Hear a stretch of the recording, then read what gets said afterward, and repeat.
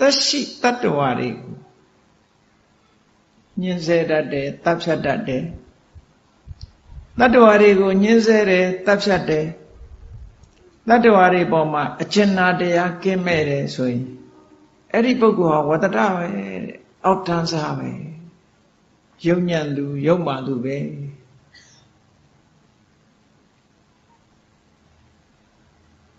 အကျဉ်းနာကင်းမဲ့သူတယောက်ကိုဘလို့မှမြင့်မြတ်တဲ့ပုဂ္ဂိုလ်လို့ပြောလို့မရဘူးအဲ့တော့ဝတ္တလတို့ရဲ့အမှုအကျင့်တတ္တဝါတွေကိုညှင်းဆဲတတ်တယ်နော်တတ္တဝါတွေပေါ်မှာတနာခြင်းဆိုတဲ့အကျဉ်းနာတရားလုံးဝမရှိဘူးလို့ဒီလိုပြောတယ်အဲ့ဒီအကျဉ်းနာတရားမရှိတဲ့ပုဂ္ဂိုလ်တွေဒီကနေ့ခေတ်မှာလည်းပဲမြောင်များစွာတွေ့ရတာတတ္တဝါတွေကိုညှင်းဆဲတပ်ဖြတ်တဲ့ပုဂ္ဂိုလ်တွေလည်းမြောင်များစွာရှိတာ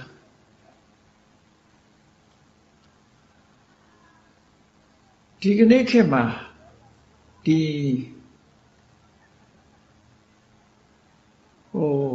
တော်တော်ရဲရဲဆက်ဆက်တတ္တဝါတွေတပ်ဖြတ်ညှင်းဆဲမှုတွေရှိတယ်ဥပမာပဲကြက်တွေဆိုရင်ဇောက်ထိုးဆွဲပြီးတော့ကျိုးနဲ့အောက်ကမီးဖိုထားတဲ့ပုံမှာအရှင်လက်လက်မီးပုံမှာဖြတ်သွားတာတို့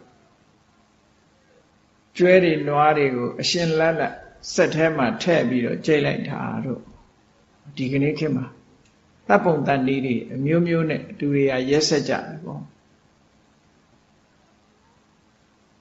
အဲ့လိုရက်ဆက်ထားတယ်မကဘူးနော်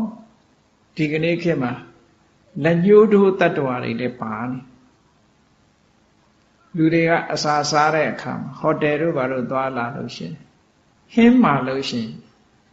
အကောင်အရှင်ကိုလက်ညှိုးထိုးတယ်ဒီအကောင်စားခြင်းနဲ့ဆိုအကောင်အရှင်တွေကိုလက်ညှိုးထိုးပြီးတော့ပေးအဲ့ဒါကိုချက်ပြုတ်ပေးတယ်လက်ဆက်ဆက်စားခြင်းဒီလိုတွေဖြစ်ကုန်အဲ့တော့လူတွေဟာတော်မှရက်စက်တဲ့အကျဉ်းနာတရားလုံးဝမရှိတော့တဲ့အနေအထားတစ်ခုရောက်လာတယ်ပေါ့ဒါကြောင့်မို့လို့တတ္တဝါတွေပေါ်မှာကျင်နာသနာခြင်းဆိုတဲ့ကရုဏာတရားကင်းမဲ့လာတဲ့ကဘာကြီးမှာအဲ့ဒီလိုကရုဏာတရားကင်းမဲ့တဲ့လူတွေမှာလည်းပဲ